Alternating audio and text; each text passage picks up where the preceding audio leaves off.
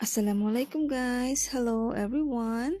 How are you all today? Great. Mashallah. So ngayon guys, I just want to show you the beauty of Corniche here in Sharjah. Um, dito guys, makikita nyo ang ganda namang view dito and you can do walking exercise here and also you can do picnic, whatever you want. Ang ganda dito guys. Ayan, and then makikita mo yung mga malalaking buildings, ayan, yung seaside, and then yung mga lights, ayan, different lights, guys. So, ang ganda talaga dito, guys. Makakapag-unwind ka if meron kang iniisip, makakapag-relax, kumbaga. So, ayun lamang guys. Thank you so much for watching.